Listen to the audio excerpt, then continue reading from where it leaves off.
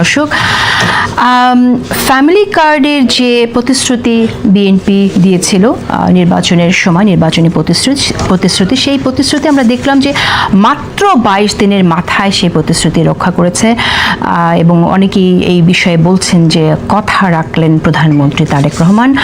আমরা আমাদের অনুষ্ঠানের টাইটেলও তাই দিয়েছি যে আমরা দেখতে পাচ্ছি যে তা বিএনপি সরকার কথা রেখেছে। ফ্যামিলি কার্ড তাদের অন্যতম প্রধান একটি প্রতিশ্রুতি ছিল, বিশেষ করে নারীদের ক্ষমতায়নের বিষয়ে।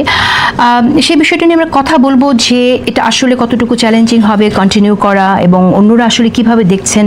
আমরা রাজনীতিতে পজিটিভ কোনো কিছু দেখলে সাধারণত বিরোধী পক্ষের দিক থেকে খুব বেশি এটা সাধুবাদ জানাতে দেখি না, সেই চর্চাটাও আমরা একটু দেখতে চাই। আজ আমরা আমাদের যারা বিরোধী দল নেতা যিনি তার প্রতিনিধি আমাদের এখানে আছেন তার কাছ থেকেও শুনবো যে এই বিষয়টাকে তারা কিভাবে দেখছেন, কারণ ফ্যামিলি কার্ড নিয়ে আগে আমরা নির্বাচনের সময় অনেক রকম মন্তব্য শুনেছিলাম।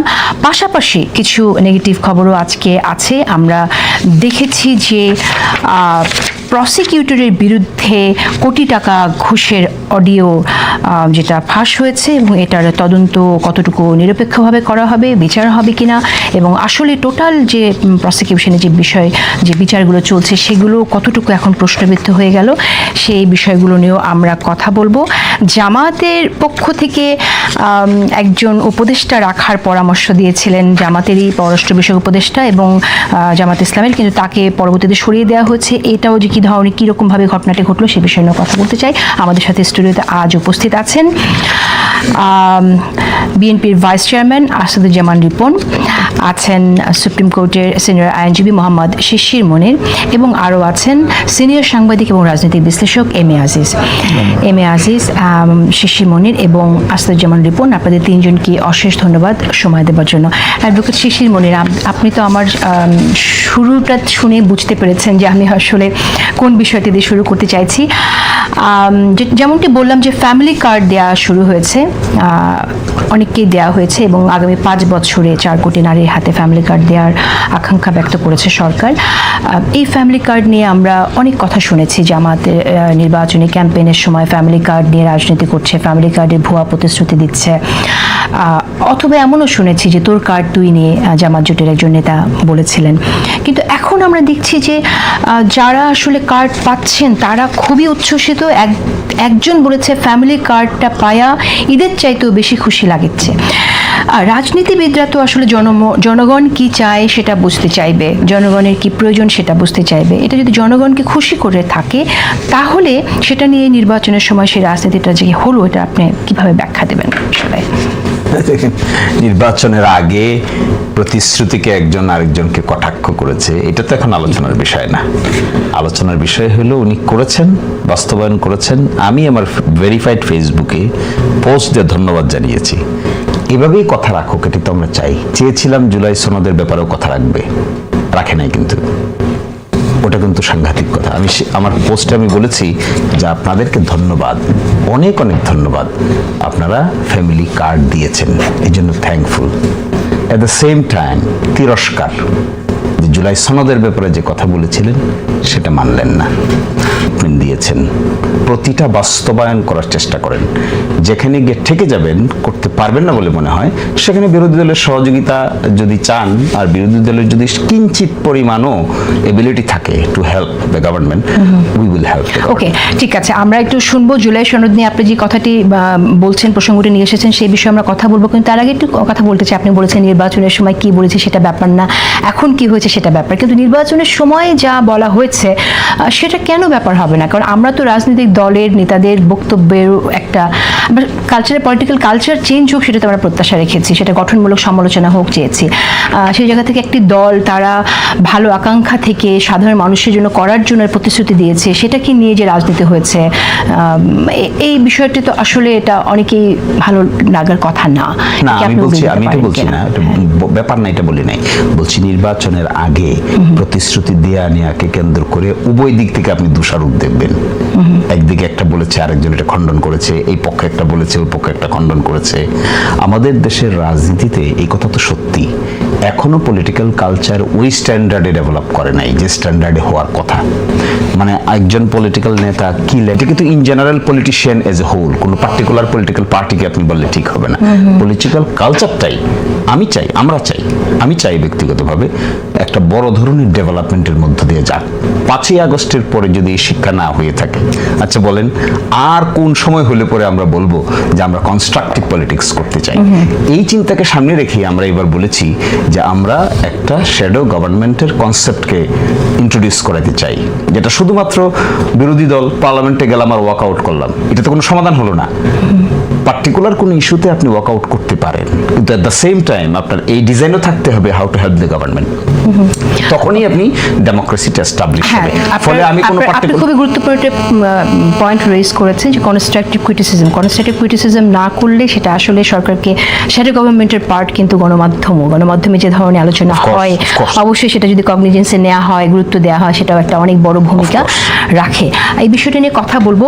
আমি আসাদুজ্জামান রিপন আপনার কাছে একটু শুনি যে জুলাই সনদ রাখা হলো না, এই যে অভিযোগ এখন আসছে, এই অভিযোগের প্রেক্ষিতে আপনার বক্তব্য কি, আপনি কি বলবেন? ধন্যবাদ। আপনি জুলাই সনদটা কি, যেমন জুলাই সনদে কিছু কন্টেন্ট আছে, কিছু প্রমিজেস আছে, কিছু আকাঙ্ক্ষার বিষয় আছে যেগুলো ওই চার্টারে সন্নিবেশিত হয়েছে। আমাদের দল এটা মানে যেটা আপনি মানে সনদটা তো বিএনপি মানে ডিক্লাইন করেনি, বিএনপি তো বলেনি যে আমি জুলাই সনদ অ্যাকসেপ্ট করি না, জুলাই সনদ আমি মানি না, এটা তো বিএনপি বলেনি, টিল বলেনি। বরং বিএনপি তো মানে গণভোটের পক্ষে বিএনপি ক্যাম্পেইন করেছে এবং আমাদের পার্টির প্রধান নিজেই গণভোটে ভোট দেওয়ার জন্য বলেছেন তিনি, তাই না? আমরা তো বহু জায়গায় বহু সমাবেশে, আমি পার্টিকুলার আমি যদি আমার নিজের কথা বলি, যতগুলো জায়গাতে আমি নির্বাচনে সমাবেশ করতে গেছি, আমি সবার আগে আমি গণভোট ভোট চেয়েছি। আচ্ছা, এখন কথা হচ্ছে কি যে মানে আপনার গণভোটের যে কন্টেন্টগুলো যেটা জুলাই সনদে আছে সেটা বিএনপি এটা ডিসকার্ড করছেন, অ্যাকসেপ্ট করছে, দ্যাট ইজ ইম্পর্টেন্ট। বিএনপি তো অফকোর্স সেটা বিএনপি তো বলেছে যে আমরা যে কথাগুলো প্রমিস করেছি, যে বিষয়গুলো আমরা ডিসকাস করেছি, আমাদের প্রতিটি কথা আমরা অক্ষরে অক্ষরে পালন করব।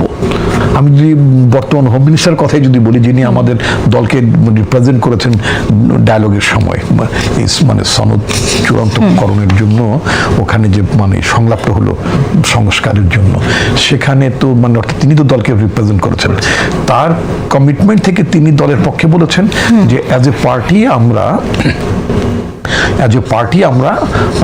যা যা আমরা ডিসকাশন করেছি, যেগুলোতে আমরা ঐক্যমত পোষণ করেছি, প্রতিটি বিষয়ে আমরা মানে বাস্তবায়ন করব। সুতরাং বাস্তবায়নের দিক থেকে কোনো সংকট নেই। বিষয়টা জুলাই সনদ এবং কি বলে আপনার যে মানে সংবিধান সংস্কার পরিষদের শপথ নেওয়া, এই দুটোকে এক জায়গায় নিয়ে আসারটা হচ্ছে একটা কন্ট্রাডিকশন হয়ে যাচ্ছে। বিএনপির সংসদ সদস্য যারা, বিএনপিতে যারা নির্বাচিত হয়েছেন, সেই সংসদ সদস্যরা সেকেন্ড ওথ যেটা মানে সংবিধান সংস্কার পরিষদের মেম্বার হিসেবে তারা শপথটা নেননি। সেক্ষেত্রে তারা একটা ব্যাখ্যা দিয়েছেন যে এটা সংবিধানের সাথে এটা যায় না, এক্সিস্টিং যে সংবিধানটা আমরা ফলো করছি সেই সংবিধান রাষ্ট্রপতি এই ধরনের অর্ডিন্যান্স দিতে পারে না, যেই অর্ডিন্যান্স বলে এই সংবিধান সংস্কারের প্রভিশনটা এসেছে। এখন প্রশ্নটা এসেছে যে এই যে ওথ না নেওয়া, আপনাদের যে লজিকটা, সেই লজিকটা ভ্যালিড। আমরা সংবিধান বিশেষজ্ঞদের সাথে কথা বলেছি, তারা বলেন যে এটা ভ্যালিড, কারণ আপনি সংবিধান রক্ষা করার জন্য ওথ নেওয়ার সাথে সাথে সংবিধানটা ভঙ্গ করতে পারেন না, until unless it has been মানে আপনার ইমপ্লিমেন্টেড যদি না হয়, সংবিধানে যদি ইনক্লুড করে না হয়। কিন্তু আমার প্রশ্ন, আপনারা এই কথাটা নির্বাচনের আগে কেন বললেন না? যখন গণভোটে গেলেন তখনও কেন ওই প্রসঙ্গটা বললেন না যে না, ওথ আমরা সাথে সাথে নিতে পারি না? এটুকু আপনারা করতে পারতেন কিনা? আপনি যে প্রশ্নটি করেছেন আমরা সাথে সাথে করতে পারতাম, এটা বা মানে কখন করতে পারতাম, এটা তো পার্টি সিদ্ধান্তের ব্যাপার থাকে। আর যেহেতু আমি দলকে মানে ডায়ালগে আমি রিপ্রেজেন্ট করিনি, এই বিষয়গুলো তো আমাদের পার্টির যারা সিনিয়র নেতৃবৃন্দ, আমি বলতে চাই যে পার্টির মহাসচিব থেকে শুরু করে নির্দিষ্ট কয়েকজন ব্যক্তি তারা ছিলেন, তার একটা প্রোজ এন্ড কনস নিশ্চয়ই তারা সেটা মানে আলোচনা করেছেন, করার পরেই তারা সিদ্ধান্ত নিয়েছেন যে এই জায়গাটিতে বোধহয় মানে জায়গা যাওয়া ঠিক হবে না। যেমন আমি আপনাকে যদি বলি, আপনি একজন রোগীকে ইনিশিয়ালি মানে ইউর ডক্টর, আপনি রোগীকে দেখে বললেন যে ফাইন, আপনার যে টিউমারটা হয়েছে এটা নিয়ে খুব অরিড হওয়ার কোনো ব্যাপার নাই, ফাইন, এটা মানে এটা করলেই ঠিক হয়ে যাবে, অথবা এটাকে ইগনোর করলেও চলবে। কিন্তু লেটার অন আপনি কিছু ফাইন্ডিংস পেলেন, পাওয়ার পর আপনি দেখলেন যে এটা মানে রিমুভ করতে হবে, এটাকে মানে রেডিয়েশন লাগবে, অথবা একে কেমোথেরাপি দিতে হবে, অর্থাৎ আপনার ফার্দার ইন্টারভেনশনে যেতে হবে। সেদিন বলা হয়নি বলে যে বিষয়টা যে আমরা ইগনোর করেছি অথবা চেপে গেছি বিষয়টা তা না, মানে ডেভেলপমেন্টটা তো প্রতিনিয়তই ডেভেলপমেন্ট। আপনি আজকে আলোচনার মধ্যে একটা কথা বলেছেন, আপনার প্রসঙ্গের মধ্যে নিশ্চয়ই প্রসঙ্গে আমি পরে আলাপ করবো, অথবা আপনি হয়তো পরে তুলবেন, যেমন জামাতের আমির সাহেবের নামে ফেব্রুয়ারি সেকেন্ড উইক একটা ফরেন মিনিস্ট্রিতে একটা চিঠি হলো ওনার স্বাক্ষরিত। সেখানে ওনার ফরেন অ্যাফেয়ার্স অ্যাডভাইজারকে মন্ত্রী পদমর্যাদায় তাকে একটা পদ দেওয়ার কথা বলা হলো, সো দ্যাট মানে তিনি দেশের জন্য কাজ করতে পারেন অথবা এরকম কিছু।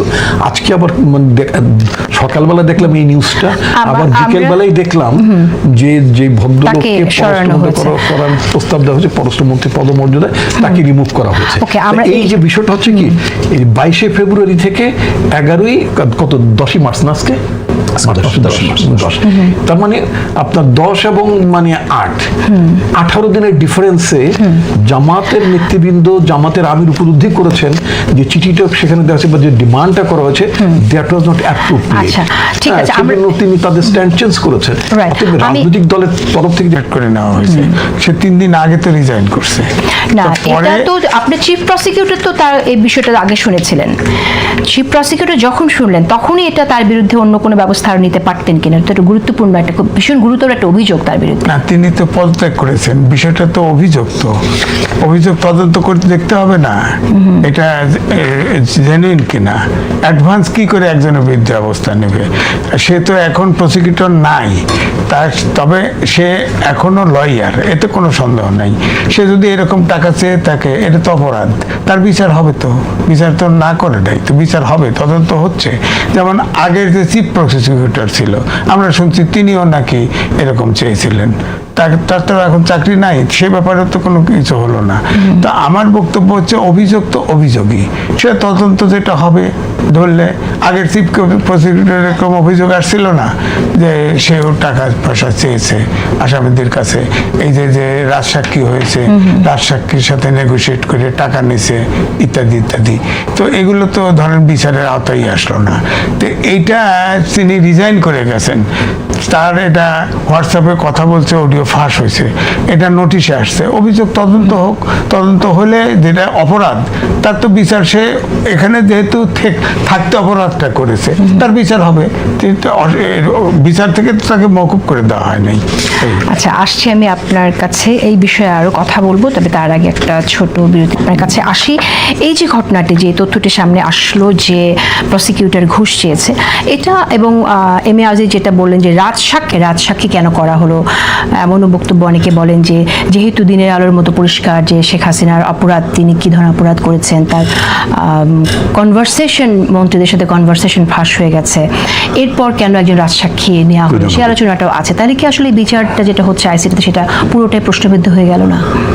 না, মনে হয় আচ্ছা, ক্রিমিনাল অফেন্স আপনার পার্টিকুলার ব্যক্তিকে পার্টিকুলার অপরাধের জন্য পার্টিকুলারলি দোষারোপ করতে হয়, এটা হলো ক্রিমিনাল অফেন্স। আর পাবলিক পারসেপশন, এটা আপনি ইন জেনারেল অনেক আলাপ আলোচনা করতে পারবেন। যখনই আপনি বিচারের প্রশ্ন আসবেন, লায়াবিলিটির প্রশ্ন আসবেন, তখন আপনাকে স্পেসিফিক হতে হবে। শোনা কথা, আরেকজন শুনছে, কয়েকজন মিলে আলোচনা করছে, এগুলো দিয়ে তার বিচার হবে না, এগুলো দিয়ে পারসেপশন হতে পারে। এটার সাথে লজিক্যালি যদি আমরা চিন্তা করি যে কেন নেওয়া হলো, ক্রিমিনাল অফেন্সের বিচার লজিক দিয়ে হবে না। ক্রিমিনাল অফেন্সের বিচার করতে গেলে আপনাকে এভিডেন্স লাগবে, আর নাহলে কাউকে আপনি সাজা দিতে পারবেন না। লজিক্যাল ডিডাকশন যদি করেন, যেহেতু A minus B, B minus C, C minus A, এই জন্য এ বি সি সবাই দোষ, এটার নাম ক্রিমিনাল বিচার না। ক্রিমিনাল বিচার হলো সুনির্দিষ্টভাবে বলতে হবে মিস্টার এ অমুক তারিখ অমুক জায়গায় দিস অফেন্সেস কমিটেড, তার সাপোর্টে this are the evidences, so punish him. এখন যদি যাদের কথা আমরা বলছি, সিনিয়র সাংবাদিক তিনি বলেছেন, সত্যিকার অর্থেই বলেছেন, আসলে এটাই হওয়া উচিত। তদন্তে যদি পাওয়া যায় কেউ লায়াবল, তাহলে আপনি তাকে দোষী সাব্যস্ত করবেন। কিন্তু কাউকে ডিফেম করাটা ঠিক না, অনুমানের ভিত্তিতে ডিফেম করাটা ঠিক না। আলোচনার বিষয়বস্তু হতে পারে, কিন্তু সেটা বিচারের বিষয়বস্তু হবে না। তা আমি আহ্বান জানাবো, এরকম সুনির্দিষ্ট অভিযোগ যদি আসে, লেট ইট বি ইনভেস্টিগেটেড। ওকে, কিন্তু অনেকে যে বলে যে রাজসাক্ষী করা হয়েছে তাকে, কারণ তার ভাই জামাতের ঘনিষ্ঠ, এই ধরনের সমালোচনা যে করে, সে জায়গায় আপনি কি বলবেন? তাকে আসলে রাজসাক্ষী করার কি এমন প্রয়োজন ছিল? কারণ শেখ হাসিনা যে অপরাধ করেছে সেটা তো আসলে একদম সবার সামনেই করেছে, এটা আমরা দেখেছি। এই জাস্টিফিকেশনটা যদি জানতে চান, তাহলে আপনাকে বুঝতে হচ্ছে সেখানে কি হয়েছে সেটা কে জানবে। লেথাল উইপন মারার অর্ডারটা যে দিয়েছে সেটা কোন জায়গায় দিয়েছে, আইজিপি কোথা থেকে রিসিভ করেছেন, নাকি আমরা ফোন রেকর্ড আমরা দেখেছি লেথাল উইপন ব্যবহারে যে অর্ডার দিয়েছেন সেটা তো এভাবে আপনি টকশোর সাবজেক্ট ম্যাটার বানাইতে পারবেন, কিন্তু বিচার করতে গেলে আপনি যখন একটা এভিডেন্সকে আদালতে উপস্থাপন করবেন, আদার সাইডকে ক্রস এক্সামিন করার সুযোগ দিতে হবে। তারপরে টেস্ট হবে যে এই বিচার্য বিষয়টা গ্রহণযোগ্য হবে কি হবে না। একজন পার্টিসিপেন্ট বলেন তো, মিনিস্ট্রি অফ হোম মিনিস্টারের অফিসে, তৎকালীন হোম মিনিস্টারের বাসায় রাত 9টা থেকে প্রতিদিন যে কোর কমিটির মিটিং বসতো, সেই মিটিংয়ে কি আলোচনা হতো এটা কে বলবে? ওই সাবজেক্ট ম্যাটারটা কি? তার মানে কি যে সকল অপরাধীকে একজন শুনে আমার রাজসাক্ষী কথাটা পাওয়া যায় শুনেন, না? কথা শুনে নেন। বিচার করা হচ্ছে কিন্তু কমান রেসপন্সিবিলিটির। শেখ হাসিনা তো এসে ফায়ার করে নাই, কিন্তু শেখ হাসিনার ইনস্ট্রাকশনটা অপরাধ, এটার জন্য আপনি বিচার করছেন। তাহলে ইনস্ট্রাকশনের এভিডেন্সটা কি? আমরা ফোন কনভারসেশন দেখেছি, এক ফোন কল দিয়ে বিচার করতে পারবো? সেটা ফরেনসিক টেস্ট করে যদি দেখা যায় যে সত্যি, তাহলে কেন হবে না? এটাই তো বিচারের বিষয়ে সুনির্দিষ্ট এভিডেন্স থাকা না থাকার জ্ঞানের প্রশ্ন। আপনি কোর কমিটির মিটিংয়ে হোম মিনিস্টারকে সাজা দিচ্ছেন, হোম মিনিস্টার একটা পেয়েছেন, একটা কল, একটা অডিও পেয়েছেন? হ্যাঁ, পেয়েছি আমরা, কারণ হোম মিনিস্টারকে আমাদের চোখের সামনে তাকে দেখানো যে স্যার একটা মারলে বাকিটি এটা কোথায়? এটা হোম মিনিস্টারের কথা? এটা তো একজন পুলিশ অফিসারের কথা বলছেন আপনি। তখন তো সে কিছু বলে নাই, হোম মিনিস্টার তো কিছু বলে নাই, হোম মিনিস্টার ওয়াজ সাইলেন্ট। তো হোম মিনিস্টারের যে ইনস্ট্রাকশনটা যে অমুক গুলি করো, লেথাল উইপন ব্যবহার করো, স্নাইপার ব্যবহার করো, এই এভিডেন্স কোথা থেকে পাবো? এই জন্য আমার মনে হয় এখানে tender of pardon two accomplish এটা ব্যবহৃত হয়েছিল এরশাদ শিকদারের মামলায়। এই জুরিসপ্রুডেন্সটা যারা জানবে তাদের আর্গুমেন্ট, আর এই জুরিসপ্রুডেন্সটা যারা জানবে না, তাই তো হয়েছে। আমাকে উত্তরটা দিতে বলেন, প্রশ্নটা রেজ করার পরে let me answer the question. এই যে আপনি বলছেন তাই হয়, কিন্তু আপনি জানেন আমাদের দেশে ডেথ সেন্টেন্স শেষ পর্যন্ত টিকার রেশিও মাত্র 2%। নিম্ন আদালতে যে ডেথ সেন্টেন্স হয়, এটা হাইকোর্ট হয়ে সুপ্রিম কোর্ট পর্যন্ত 100টায় মাত্র 2টা টিকে, বাকি সব শেষ পর্যন্ত কমিট হয়ে যায়। এটার পিছনে কারণ হলো এভিডেন্সিয়ারি ভ্যালুটা আমাদের দেশে সঠিকভাবে উপস্থাপন না করার কারণে। আমি মনে করি আপনি যখন বিচার করবেন তখন অনুমান ভিত্তিক বিচার করলে কাজ হবে না, ইমোশনে তার বিচার হবে না। You must collect evidences. নিশ্চয়ই যদি এভিডেন্স কালেক্ট করতে না পারেন, তাহলে কাউকে যদি বিচার করে অযথা শাস্তি দেন, এটা তো পরবর্তীতে প্রশ্নের সম্মুখীন হবে।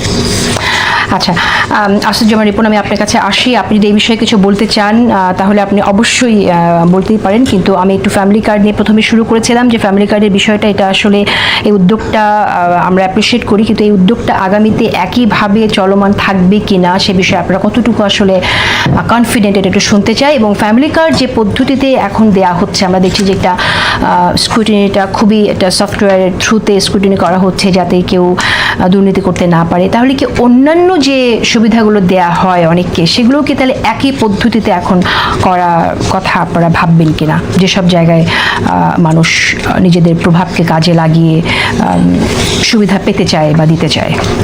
ধরুন আপনার ঢাকা শহরের কথা যদি আমরা ধরি, ঢাকা শহরে দেখবেন যে আপনার ট্রাকের মধ্যে আপনার কিছু আপনার খাদ্য সামগ্রী, ভোজ্য তেল বা ইত্যাদি, এগুলো পেঁয়াজ বা অন্য জিনিস বিক্রি হচ্ছে, তাই না? লাইনে দাঁড়িয়ে মানুষ কিনছে। আপনি কিন্তু ডিটারমাইন করতে পারছেন না যে তার যিনি এটা মানে লাইনে দাঁড়িয়েছেন তার সোশিও ইকোনমিক অ্যাবিলিটি বা কন্ডিশনটা কোন পর্যায়ে। দেখা গেল যে বাইরে একটা ভোজ্য তেলের 1 লিটার তেলের দাম, ধরুন কথার কথা আমি ঠিক মানে একটা অনুমান বলছি, ধরুন 100 টাকা। তুমি ওখান থেকে ধরেন 1 লিটার কিনলেন, 70 টাকা কিনলেন, 30 টাকা লাভ হলো। উনি এটাকে বিজনেসের অর্থ করতে পারেন, আবার যার প্রয়োজন তিনিও দাঁড়াচ্ছেন। কিন্তু যখন আপনি একটা ডাটাবেজের মধ্য দিয়ে যখন আপনি করবেন, তখন কিন্তু একেবারেই আপনার জেনুইন লোকজনের পাওয়ার সম্ভাবনাটা থাকবে। তবে আমাদের দেশে যে ওই জেনুইনিটিটা পাওয়াটা অনেক সময় অনুমান নির্ভর। আমি যদি আবারও যদি বলতে চাই, আপনি যুক্তরাষ্ট্রে থাকেন, মাঝে মধ্যে যান, আমি ছিলাম, আমি মানে ওই অভিজ্ঞতা থেকে বলি, সেটা হচ্ছে যে আপনার ওর যে আপনার সোশ্যাল সিকিউরিটি নাম্বার, এসএসএন যেটা বলে যুক্তরাষ্ট্রে, সোশ্যাল সিকিউরিটি নাম্বার যার আছে সবকিছু পাই। যেমন আমার মেয়ে বাই বার্থ ইউএস সিটিজেন, ও মেডিকেল ডক্টর। এখন আমার মেয়ের একটা এসএসএন নাম্বার মানে কার্ড আছে, সোজা কথা। আমার মেয়েটি যখন এসএসএনটা চেক করবে, মানে যে কোনো সার্ভিসের ক্ষেত্রে, সে তার মানে স্কুল লাইফে তিনি সাবসিডাইজড অবস্থায় ছিলেন, রাষ্ট্রের সুযোগ সুবিধা নিয়েছিলেন কিনা, সব বেরিয়ে যাবে, এভরিথিং কিন্তু বেরোয় আসবে। এবং মানে তার ফ্যামিলি স্ট্যাটাস, আমি ছোট্ট কয়েক 1-2 মিনিটের মধ্যে একটা অভিজ্ঞতা বলবো যাতে আমাদের সরকারের কাজে লাগে। এবং আমি সবসময় মনে করি যে আমাদের এনআইডিটাকে ওই পর্যায়ে নিয়ে যাওয়া উচিত, মানে যথেষ্ট ভালো। কিন্তু আমরা সেই জায়গাটায় পৌঁছতে পারবো কিনা, এটাই তো আসলে প্রয়োজন। আমার এখানে বক্তব্য হচ্ছে যে আপনি আনলেস এন্ড আনটিল আপনি ওই জায়গাটায় নিতে না পারবেন, আপনি তো এইটা তো মানে সোশ্যাল সামাজিক নিরাপত্তার জন্যই তো আপনি এই ভর্তুকিটা দিচ্ছেন। তো যেহেতু আপনি সামাজিক নিরাপত্তার জন্য আপনি খাদ্য সহযোগিতা শুরু করে কৃষি সহযোগিতা, স্বাস্থ্য সহযোগিতা, এভরিথিং আপনি করছেন, ওই এক এসএসএন দিয়েই আপনি মানে যেমন আমি কোনো ডাক্তার $20 দিয়ে ভিজিট করেছি, আবার সেম হসপিটালে $60 দিয়ে ওখানকার আমেরিকান লোক তিনি ডক্টর ভিজিট করেছেন। তা আমি তখন কারণ হচ্ছে যে আমার ইনকাম লেভেলটা কম বলে আমার কাছে $20 নিয়েছে। আমার বক্তব্য হচ্ছে আমাদের যেটা উচিত হবে আগামী 5 বছরের মধ্যে চেষ্টা থাকবে, আমি আমার দলকে পরামর্শ দেব যে আমাদের যে এখন এনআইডি যেটা আছে, জাতীয় পরিচয়পত্র, এই জাতীয় পরিচয়টাকে আমরা ইন্টিগ্রেটেড করে এবং সোশ্যাল সিকিউরিটি নাম্বারের পর্যায়ে নিয়ে যেতে পারি। কেন যদি নিয়ে যেতে পারি তাহলে ফ্রড হওয়া, তদবির করা, অমুক করা, সেটা বোধহয় খুবই খুব দরকার। আপনার এই বিষয়টা একটু মন্তব্য শুনতে চাইছি। যেমন আমরা যেমন ওএমএস ডিলারদের সাথে একটা কনভারসেশনে বিএনপি নেতা তিনি বলছেন যারা 15 বছর খাইতে পারে নাই হগো নাম দিয়ে দিয়েন, হ্যাগো নাম দিয়ে দিয়েন। তো এই যে একটা প্রবণতা যে যারা খেতে পারেনি তাদের নাম দিয়ে দেওয়া, এভাবে এর মাঝে তো আসলে সাধারণ মানুষও আছে যাদের আসলে অনেক প্রয়োজন, তারা তখন আসলে বা যারা এই ওএমএস ডিলারদের মধ্যে যাদের সবার আগে দেওয়ার কথা, তখন তারা বঞ্চিত হয়ে যায়। তো সেই জায়গা থেকে আপনার কাছে কি মনে হয় যে প্রধানমন্ত্রী তারেক রহমান তো অনেক চেষ্টা করছেন, কিন্তু তার দলেরই এই যে নেতারা যখন এভাবে বলে বিভিন্ন ইউনিয়ন পর্যায়ে বা উপজেলা পর্যায়ে আমরা এরকম মন্তব্য শুনি, সেটা তো আসলে ভীষণ রকম সাংঘর্ষিক। তো এটাকে আপনি কি মনে করেন যে কত দ্রুত এই পরিবর্তন? আমি নিজেও বহুবার বলেছি যে আমরা অনেক সূচকে এত বাধার পরেও এগিয়েছি, রাজনৈতিক সূচকে আমরা পিছিয়েছি। এই অনাচারগুলো তো আছে, কিন্তু আপনি দেখেন ফ্যামিলি কার্ড, এখন যে রাজনৈতিক অবস্থা, অর্থনৈতিক অবস্থা দেশের, তাতে ফ্যামিলি কার্ড তো ইশতেহারে দিয়েছিল, এই ইশতেহারে যে শুরু করেছে একটা অভিযোগ তো পাওয়া যায়নি এখনো। এটা সার্ভে করে করা হচ্ছে, যদি একটা ঘটনা ঘটে যে ফেভার করা হয়েছে, দেখবেন স্ক্যান্ডাল শুরু হয়ে যাবে। সুতরাং রিপন ভাই যেটা বলছে এটা দীর্ঘস্থায়ী একটা প্রপোজাল, এটা ফাইনালি করতে পারলে আর এই সমস্যা থাকবে না। আজকেই আমার গ্রামের একটা মহিলা টেলিফোন করছে যে এরকম ফ্যামিলি কার্ড দিবে, আমার কথাটা একটু বলে দেন। হ্যাঁ, আমি বললাম আমি কি করবো, আপনার পোলাপান তো চাকরি করে, সে গরিব, আপনার তো পোলাপান চাকরি করে না, এখন তো বেকার হয়ে গেছে, চাকরি নেই, বেকার হয়েছে, তাহলে ওই অমুক বলেন এই কথা আমি কি করব বলেন। যেমন আমার ওয়াইফও রসিকতা করে বললো, সে তো রিটায়ার্ড, আমারও ইনকাম নাই, কয়ে যে আমরাও তো ফ্যামিলি কার্ড পাইতে পারি। হ্যাঁ, সে রসিকতা করে বললো, তোমার ছেলে মেয়ে আছে তো, এটা তো অ্যাড হবে, এটা তো তুমি করলে তো হবে না। না, এটা আসলে চাইলেও পারবে না, কারণ এখানে আমরা দেখছি যে ওয়ার্ড কমিটির সদস্যরা বাড়ি বাড়ি গিয়ে পরিবারের আর্থসামাজিক অবস্থা, সদস্য সংখ্যা, শিক্ষা ও আবাসনের তথ্য সংগ্রহ করে এবং পরবর্তীতে এটা মিনিস্ট্রির থ্রুতে জানা যায় পুরো প্রক্রিয়াটি সফটওয়্যারের মাধ্যমে হওয়াতে স্বজনপ্রীতি বা ম্যানুয়াল হস্তক্ষেপের কোনো সুযোগ নেই। সো সেই জায়গা থেকে আমার মনে হয় যে এটা কাজটা কঠিন, কিন্তু অন্য না, কিন্তু আগে দেখা গেছে টিআর, কাবিখা, যত বৃদ্ধ ভাতা এগুলো তো মেরে খাইছে এবং যার যার পক্ষের লোকরে দিছে এইটা। সুতরাং এটা ডাউটের চোখে আমি বলবো যে এই যে ইলেকশনের আগে আগে যে এই কার্ড, কৃষক কার্ড, ফ্যামিলি কার্ড নিয়ে যে সমালোচনা করা হয়েছে, এটা কিন্তু একটা ব্যাপার যে সরকার আন্তরিকভাবে চেষ্টা করতেছে, পারতেছে না। এটা হলে মানুষ কিন্তু সময় দিবে। যদি দেখে যে এই যে উচ্চ বিলাসী চোট বাটপার এগুলো মাঝখানে মধ্যসত্ত্বভোগী মারে খায়, তাহলে কিন্তু এটা খারাপ হবে। উদাহরণ অর্থাৎ এই যে ফ্যামিলি কার্ড বিতরণ, ধরেন এই যে করাইল বস্তিতে দিল, হ্যাঁ, এখানে 30,000 নারীকে দিয়েছে, এখানে তো একটাও তো এতগুলো বেড়ে যেত যদি কোনো 2 নম্বরই কোনো ফেভার করে কাউকে এটা করা হয়। সালাউদ্দিন আহমেদ বলছে না যে শুধু বহিষ্কার না, এখন যদি কোনো দুষ্কৃতকারী, কোনো দুর্নীতিবাজ ধরা পড়ে তাকে জেলে পাঠানো হবে, আইন করা হোক, ক্যাপিটাল পানিশমেন্ট। কারণ দুর্নীতি মনস্তাত্ত্বিকভাবেই যে আমরা 4 জন বসে আছি, আমরাও সুযোগ পাই না বলে চুরি করি না, দেশটা অমন জায়গায় চলে গেছে। না, এটা সবার ক্ষেত্রে সত্যি না। সবার ক্ষেত্রে না। আমি এখন না খায় সৎ থাকলে কি করবেন, ব্যাপারটা তাই। অর্থাৎ আমি বলছি মনোজগতের চেঞ্জ হয়েছে। আমি তো স্কুল জীবনে, ইউনিভার্সিটি জীবনে একটা দুর্নীতিবাজ দেখলে মন থেকে ঘৃণা করতাম, একটা বিড়াল রাস্তায় মারা থাকলে দুঃখ পাইতাম। এখন তো 7 জন মারা থাকলে দুঃখ পাই না। এখন তো চোরকে যারা ঘুষ খায়, চুরি করে, জমি দখল করে, তাদেরকে সালাম না দিলে তো সমাজের টিকেই থাকা যায় না। আচ্ছা, এখন যে প্রসঙ্গটি জানতে চাইছিলাম যে আমরা তো এই পরিবর্তনগুলো দেখছি, পরিবর্তনের পরেও উদ্যোগ দেখছি পরিবর্তনের, কিন্তু তৃণমূলে এই মেসেজটা আসলে কতটুকু যাচ্ছে, এই পরিবর্তনটা তৃণমূলে কিভাবে আসবে? ওই যে একটু আগে আপনি একটা উদাহরণ টানলেন, মানে হাইকোর্টে একজন প্রসিকিউটের ব্যাপারে। এটা মানে তাহলে তো আমাদেরকে গর্বিত জাতি, আল্লাহ তাআলা তো আমাদেরকে অনেক ভালো রাখছিলেন, তাই না? আমাদেরকে ভালো রাখার জন্য আল্লাহ তাআলা তো আমাদেরকে মান্না সালোয়া ব্যবস্থা করছিলেন এই জাতিকে। তো ওই লোভ এবং প্রবৃত্তি, দুষ্ট প্রবৃত্তি, এটা যতক্ষণ পর্যন্ত সম্বরণ না করে এবং এটার জন্য মোরালটা যত স্ট্রং যদি না থাকে, তাহলে হবে কি, আপনার ওই বিজিএফ বলেন, টিজিএফ বলেন, যা কিছু, এগুলো খুব ক্ষুদ্র ক্ষুদ্র ইন্টারেস্ট, পেটি ইন্টারেস্ট নিয়ে এই ধরনের ঘটনা দু এক জায়গায় যে ঘটবে না তা না। আমি বলছি না ঠিক আওয়ামী জামানোর মতো, এটা বলছি না যে না এগুলো হয় না, ব্লান্টলি মানে ডিনাউন্স করবো, নট দ্যাট। আমি বলছি যে এরকম ফেনোমেনা আছে। কারণ গত 17টা বছর কোন এনভায়রনমেন্টের মধ্যে আপনি ছিলেন, এটা মেসেজটা দিতে হবে যেটা দল থেকে দেওয়া হচ্ছে, ওয়েল, যে তুমি দানবীয় শাসনের বিপরীতে তুমি যখন সুশাসনের ডেলিভারির প্রশ্ন আসবে বা আমরা দিতে চাই, তখন ওই কোনো জায়গায় দানবের মতো ব্যবহার করা যাবে না। আওয়ামী লীগ খেয়েছে, আমরা খাবো, এই অ্যাটিচিউডটা তো থাকার কোনো কারণ। তবে আমি মনে করি যে পার্টি লিডারশিপ এবং যারা মানে আপনার এমপি হিসেবে যারা নির্বাচিত হয়েছেন, মানে শপথ নিলেন, মানে যাবেন, সংসদে যাবেন, আমার মনে যার যার রেসপেক্টিভ এরিয়াতে, এই যে আপনি বললেন না গণমাধ্যম আপনার মানে কি বলে শ্যাডো পার্লামেন্টের ভূমিকা পালন করে, তো এই নিউজগুলোকে আমলে নিতে হবে। আমলে নেওয়ার পরে রেসপেক্টিভ আমরা আশা করি যে আপনারা আমাদের এই কথাগুলো আমলে নেবেন, সেই আশাবাদ থাকলো। আমি অ্যাডভোকেট শিশির মনির আপনার কাছে আসি। আজকে দেখছি রাজশাহীতে জামাতের ইফতারের মঞ্চে মাদক ব্যবসায়ী যুবলীগ নেতা যার বিরুদ্ধে আছে হত্যা মামলাও। একটু বলবেন যে আপনাদের প্রোগ্রামে আওয়ামী লীগ নেতারা আসে, কিন্তু একজন যুবক, এর আগেও দেখেছি নির্বাচনের ক্যাম্পেইনের সময় দেখেছি, কিন্তু যুবলীগ নেতা যার বিরুদ্ধে হত্যা মামলা আছে, যিনি মাদক ব্যবসায়ী, তিনি এই প্রোগ্রামে থাকলেন মঞ্চে। হ্যাঁ, কথাটা কি বলছেন? ইফতার মঞ্চে, রাজশাহীতে জামাতের ইফতার মঞ্চে।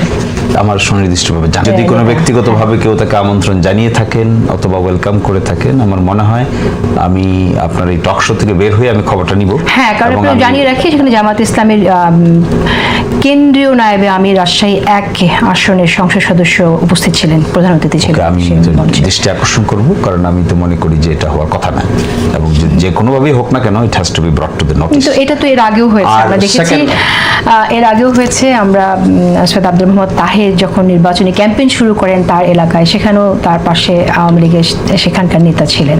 কিন্তু আপনারা তো অনেক এই জিনিসটাকে বিষয় না, বিষয়টা হলো আপনি বলতে চাচ্ছেন যে একজন অপরাধী, আপনি তার বিশেষ সাথে করে হ্যাঁ অপরাধী অপরাধীর এটা কথা আপনার বলছেন, একজন অপরাধী যার পাশাপাশি অপরাধের আপনারা সঙ্গে ধরেন, যুক্ত, তিনি তিনি বেইলে যেগুলি আছেন করেন, কিনা, যেহেতু আপনারা আওয়ামী লীগ পুনর্বাসনের কথা বলেন, না আওয়ামী তার লীগ বেইল আছে পুনর্বাসন কিনা, যেমন আছে কোন হালতে আছে, কি অবস্থায় আছে, কারো রিলেটিভ কিনা, তো আমি জানি না। কিন্তু এই জন্য আমাকে আপনি যে কথাটা বলছেন এটা I have to be taken into consideration of the respective person, তার কাছ থেকে উত্তরটা আমি ভালো করে জানতে পারবো। তো আমি মনে করি এটা হওয়া উচিত। কারো রিলেটিভ আর বলে কি second- তার অপরাধটা গণ্য হবে না?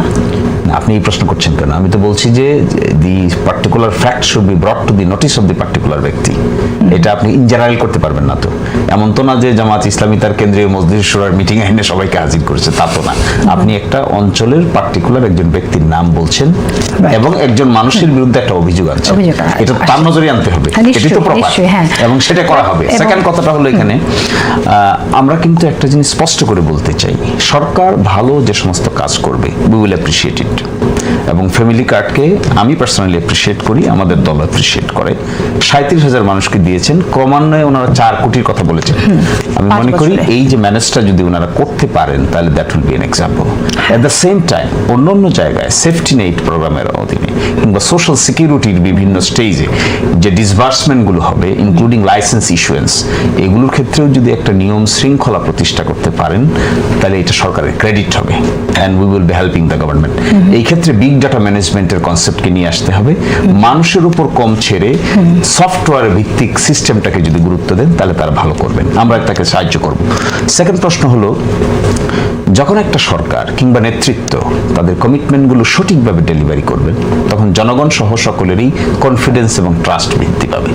তো আমরা এই কনফিডেন্সগুলো যে সমস্ত কমিটমেন্ট সরকার দিয়েছে, বিরোধী দলকে দিয়েছে, রাজনৈতিক দলগুলোকে দিয়েছে, ঐকমত্য কমিশন দিয়েছে, আমরা এক্সপেক্ট করব ও লেভেলে এই কমিটমেন্টগুলো জামাতে ইসলামের ক্ষেত্রে এর আগেও আমরা দেখলাম যে আইডি হ্যাক হয়ে গেছে, একটি পোস্ট দেবার পর অনেক সমালোচনা হলো, পরে আমরা শুনলাম আইডি হ্যাক হয়ে গেছে। এখন এই যে এই ঘটনাটি ঘটলো, সরিয়ে দেওয়া হলো, এটা এই জানাজানি হওয়ার পরে কেন, চিঠিটা যাওয়ার সাথে সাথে নয় কেন, এটা আপনার মন্তব্য শুনবো একটু বিরতির পর। টাইমলাইন বাংলাদেশ, ধন্যবাদ সবাইকে আমাদের সাথে থাকার জন্য। আমি অ্যাডভোকেট শিশির মনির আপনার কাছে আসি, যে চিঠিটি দেওয়া হয়েছে সেই চিঠির বিষয়টি একটু শুনতে চাই, যে জামাতের আমির নিজেই সিগনেচার করেছেন, কিন্তু এখন আমরা শুনছি যে এটা আসলে পররাষ্ট্র মন্ত্রণালয়ে যে চিঠিতে দেওয়া হয়েছে সেটা আসলে পররাষ্ট্র বিষয় উপদেষ্টা দিয়েছেন, এবং আসলে কি তাকে মানে সরিয়ে দেওয়ার মধ্য দিয়ে সমালোচনাটাকে অ্যাভয়েড করার একটা প্রচেষ্টা কিনা, না, বা আপনারা কেন তাকে মানে জামাতের উপদেষ্টা হিউম্যান এরর আছে, তো আমরা তো উই অল আর হিউম্যান। ওই ব্যক্তি জামায়াতে ইসলামের উপদেষ্টা, ফরেন উপদেষ্টা হিসেবে কাজ করেছে, নির্বাচনের আগেও দেখেছেন পৃথিবীর বিভিন্ন ডেলিগেটের সঙ্গে মিটিং করেছে, কন্ট্যাক্ট করেছে, কিন্তু আফটার ইলেকশন যে চিঠিটা মিনিস্ট্রি অফ ফরেন অ্যাফেয়ার্সকে দেওয়া হয়েছে, ইট ওয়াজ ডান অন 2nd মার্চ। আজকে না, কিন্তু আজকে তো 10 তারিখ, 2nd মার্চ, এবং 2nd মার্চে এটা জানতে পেরে ওই ভদ্রলোককে দায়িত্ব থেকে সরিয়ে আমাদের দলীয় একজন এমপি যিনি ঢাকা থেকে নির্বাচিত হয়েছেন, Mir Ahmad bin Kasem, widely known as Arman, যিনি ভিকটিম ছিলেন আয়না ঘরের, তাকে সেই দায়িত্বটা ট্রান্সফার করে দেওয়া হয়েছে। প্রথম যখন দায়িত্ব তাকে দেওয়া হয় তখন আমরা নিজেরাও বুঝতে পারিনি যে আসলে হঠাৎ করে যে দায়িত্ব চেঞ্জ হয়ে গেল কেন হলো, আমাদের মধ্যে তো একটা কোয়েশ্চেন জাগে। তারপরে এটা যখন ইনকোয়ারি করা হলো যে আসলে ব্যাপারটা কি, তখন দেখা গেছে যে ওই যে কমিউনিকেশনটা ওটা জুরিসডিকশনের বাইরে গিয়ে করা হয়েছে। এই জন্য ইনস্ট্যান্টলি জানার সাথে সাথেই নো ম্যাটার কি সার্ভিস তিনি আমাদেরকে দিয়েছেন, তাহলে জামাত ইসলামের জামাত ইসলামের আমির কি যে চিঠিগুলো সিগনেচার করেন উনি না পড়ে সিগনেচার করেন? না, এই প্রশ্ন কখনো কখনো এরকম হয়। চিঠিটা লম্বা ছিল, একটা ওয়ার্ড বা একটা লাইন হয়তো উনি নিজেকে দাবি করে ফেলেছেন সেখানে প্রতিমন্ত্রীর মর্যাদা, এই যে ওয়ার্ডটুকু, এই ওয়ার্ডটুকু হয়তো মিস হয়ে গেছে। হিউম্যান এরর তো, হিউম্যান এরর, ইট হ্যাপেন্স, আপনার জীবনেও ঘটে, আমার জীবনেও ঘটে, আমাদের জীবনে নিশ্চয়ই একটা ওয়ার্ড না, নিশ্চয়ই একটা সেন্টেন্সের ভিতরে একটা ওয়ার্ড ছিল যেটা একটা পার্টিকুলার ডেজিগনেশন, এটা তো বলতে পারে না আসলে সে কনসেপ্টের কথা বলছি। একটা ওয়ার্ড ডেজিগনেশন দিয়ে তাহলে কিভাবে এটা হতে পারে, এটা বুঝতে চাচ্ছি। এটা কি করে বুঝবেন এই ডিমান্ডটা একটা ওয়ার্ড দিয়ে কিভাবে মানুষ চাইতে পারে? না, এটা তো সে তো একটা ওয়ার্ড দিয়ে চায়নি, আমির জামাত তো এই ওয়ার্ড তার আগে কেউ, কিন্তু এই জিনিসটা নজরে আসার সাথে সাথে, কপিটা নজরে আসার সাথে সাথেই উপযুক্তভাবে সে অনেক সার্ভিস দেওয়া সত্ত্বেও আমরা কিন্তু আর 1 ঘন্টা আমি দেরি আরেকটু করিনি বিষয় জানতে এবং চাই। আরেকজন এই- লোককে এই- দায়িত্বটা শিফট করে দেওয়া হয়েছে। যিনি আসলে দায়িত্বে ছিলেন তাকে নিয়ে অনেক কথা আছে। আপনি জানেন যে তার বিরুদ্ধে অনেক অভিযোগ আছে, এমনকি তার বিরুদ্ধে ধর্ষণেরও অভিযোগ এসেছিল। আপনি কি একটু বলবেন যেটা আপনারা আসলে কখনো বিষয় আলাপ করেছেন কিনা? না আসলে দেখেন, মাহমুদুল হাসান উনি যে আমাদেরকে সার্ভিসটুকু দিয়েছেন এটা অনেকটাই, উনি তো একজন প্রফেশনাল, কিন্তু একজন এই লাইনের প্রফেশনাল, কিন্তু উনি তো জামায়াতে ইসলামীর পার্টিকুলার একটা বিষয়ে অ্যাডভাইস দিয়েছেন। তার জীবনের কোথায় কোথায় কি স্ক্যান্ডেল আছে এগুলো আমরা ইনভেস্টিগেট করে দেখার প্রয়োজন মনে করি নাই। কেন মনে করি না জানেন? কারণ আমরা প্রফেশনাল সার্ভিস নেই না। আপনি আইনজীবীর কাছে আসেন না, আসেন আরেকজন ডাক্তারের কাছে আমি যায় না, প্রফেশনাল যায়। অ্যাডভাইস তো একটা অসৎ লোকের কাছে নেব না। না এটা তো অসৎ কি সৎ সেটা তো আপনার প্রমাণের ব্যাপার। আমি একজন আইনজীবীর কাছে আসেন ধরেন না, আমার একটা ফ্যামিলি লাইফ আছে না, আছে তো। এই ফ্যামিলি লাইফে আমার যদি কোনো স্ক্যান্ডেল থেকে থাকে আর আমি যদি কোর্টে আপনাকে রিপ্রেজেন্ট করি, বেল জোগাড় করে দিতে পারি, তাহলে আপনি তো আইনজীবীর কাছে সার্ভিস নিতে গেছেন, সার্ভিস পেয়েছেন। কিন্তু আপনি এটা বলতে পারেন যে এই ডেজিগনেশনটা ব্যবহার করে তিনি যে কাজটা করেছেন এটা আমাদের জন্য এম্বারাসিং হয়েছে, আমাদের জন্য এটা লজ্জাজনক হয়েছে, আমাদের জন্য এটা অবশ্যই বিব্রতকর হয়েছে। আর না আচ্ছা, হয়তো আপনি তো প্রশ্ন এবং করতে আমাদের পারতেন জন্য না। লজ্জাজনক হয়েছে যার বিরুদ্ধে ধর্ষণের অভিযোগ আছে তিনি একটি দলের বিরোধী দলীয় নেতার, তিনি সে অভিযোগ কি বাংলাদেশে না দেশের বাইরে? বাংলাদেশে তিনি সেখানে উপদেষ্টা ছিলেন। আমি আপনাদের মন্তব্য নিয়ে শেষ করব, খুব বেশি সময় নেই। আসিফুজ্জামান রিপন, আপনি কিভাবে দেখেন আর এখানে ভুল বোঝাবুঝি আসলে কেন হচ্ছে? বিষয়টা হচ্ছে যে এটা মানে আমি বিশেষ করে এই যে চিঠি দেয়া, না এই চিঠিতে আমি বিষয়টা একটি শব্দের বিষয় আমি মনে করি না, কারণ তার একটা পদমর্যাদা নিশ্চিত করার জন্য এটা একটা বাক্যের প্রয়োজনে ন্যূনতম। তাহলে 1 2 নম্বর হচ্ছে যে আপনার এটা এই জাতীয় লোকটা ঠিক আমি মনে করি ঠিক সার্ভিস নেওয়ার বিষয়, মানে একটা লোককে আমি একটা লয়ারের সার্ভিস নিতে পারি বা একটা ট্যাক্সেশনের জন্য একজন সার্ভিস নিতে পারি, যে কোনো বিষয় কনসালটেশন করতে পারি, কিন্তু তাকে আমি মানে পররাষ্ট্র মন্ত্রণালয় যখন চিঠি দেবো, ছায়া সরকারের কথা, শ্যাডো গভর্নমেন্টের কথা বলছেন, শ্যাডো গভর্নমেন্ট তো অনলি টু মানে ফরেন মিনিস্ট্রি না। আপনি এমন একজন যেমন শিশির মনির কি যদি এটা ওনার এমপি হতে নট নেসেসারিলি জামাত যদি বলে না মিস্টার শিশির মনি উনি আইন মন্ত্রণালয় উনি জামাতকে রিপ্রেজেন্ট করবেন, উনি আমাদের ছায়া সরকারের অমুক হবেন, নির্বাচিত হলে ভালো, এরকম বিভিন্ন মন্ত্রণালয়েই করা যেতে পারে। যদি গভর্নমেন্টকে যদি আপনি অ্যাকাউন্টেবল করতে চান, শ্যাডো গভর্নমেন্টের যে কনসেপ্ট, আপনি একজন ব্যক্তিকে একাধিক মন্ত্রণালয়ের দায়িত্ব দিয়েও আপনি তাদেরকে এম্পাওয়ার্ড করতে পারেন। অন দ্য আদার হ্যান্ড ওই সমস্ত লোকজনের নাম আমাদের ভিতরে ধারণাটা কার্যকর করেনি, বরং আমি একটা টক শোতে ছেলেদের মানে যে যারা এনসিপির ছেলেরা ছিল, একজন ছেলে ছিল, তাকে আমি বললাম যে গভর্নমেন্টের সমালোচনা এই শ্যাডো গভর্নমেন্টের কাছে একটা লিস্ট পাঠাবে যে এরা হচ্ছে আমার লোক, এই সময়, এবং সরকারকে বলতে পারে যে তোমরা যে কর্মকাণ্ডগুলো করো, তোমাদের গভর্নমেন্টের বিভিন্ন প্রসিডিংস, বিভিন্ন ইগুলো আমাদের এই স্টেট বা এনটাইটেল যারা আছেন এদেরকে তোমরা সরবরাহ করতে, কাগজগুলো সরবরাহ করলে আমরা খুশি হব, সো দ্যাট তারা গভর্নমেন্টের অ্যাক্টিভিটিস গুলো তারা অবহিত থাকতে পারে, সমালোচনা করতে। এটা ভালো, এটা তো আমরা প্রিপেয়ার করছি সেটা। এটা তো গণতান্ত্রিক মানে প্রক্রিয়ার এবং একটা সুশাসন। স্পিকারের পদ আমাদেরকে অফার করছেন, এটা হলো সংবিধানের 74 অনুচ্ছেদ অনুযায়ী। 74 অনুচ্ছেদে বলা আছে একজন স্পিকার থাকবেন, একজন যে নিম্নকক্ষের 2 জন ডেপুটি স্পিকার হওয়ার কথা, তার মধ্যে একটা as a matter of right বিরোধী দল থেকে হবে। এই স্কিমের অধীনে বিরোধী দল থেকে ডেপুটি স্পিকার দেওয়ার ব্যবস্থা যদি হয় আমরা সেটা নিতে এনি টাইম রেডি আছি। কিন্তু গুড গেস্টার হিসেবে যেটা সাংবিধানিক সিস্টেমের মধ্যে নাই, 74 অনুচ্ছেদে নাই, সেটা আমাদেরকে অফার করে গুড গেস্টার দেখানোর বিষয়টাকে আমরা আপাতত আপনারা গুড জেস্টার গ্রহণ করতে চাইছেন না। আচ্ছা, কিন্তু জুলাই সনদ তো সংবিধানে তো এটা আপনার ইনক্লুড করতে সময় লাগবে, যে পরিবর্তনগুলো আসবে সংবিধানে, আপনারা সংবিধান সংস্কার সভা হবে, বিএনপি যেটা বলছে সেটা আসলে সাংবিধানিকভাবে সবকিছু করবে, তো অন্তত সময় লাগবে। কথা তো সেটাই ছিল, সেখান থেকে তো সরে গিয়েছেন। কথা তো সেটাই ছিল, 180 দিনের ভিতরে শপথ তো নেন। আপনার কাছ থেকে শুনতে চাই আপনার মন্তব্য, আপনি কিভাবে দেখেন? ওথ না নিলেও বিএনপি বলছে যে আসলে বিএনপি সাংবিধানিকভাবেই কাজগুলো করবে, পরিবর্তনগুলো করবে, জুলাই সনদ বাস্তবায়ন করবে, সেটাও আমরা শুনছি, কিন্তু তারপরও সন্দেহের জায়গা থেকে যেটা আসলে অ্যাডভোকেট শিশির মনি বলেন, আপনি কিভাবে দেখেন? দেখেন, আমার কথা দর্শক কিন্তু বিশ্বাস করবে না, শিশির ভাইয়ের কথা বিশ্বাস করবে, কারণ তিনি পতিত দশা একজন জুলাই জাতীয় সনদ বিএনপি সালাউদ্দিন সাহেব বলেছে যেটা স্বাক্ষর করেছি সেটা আমরা অক্ষরে অক্ষরে পালন করব।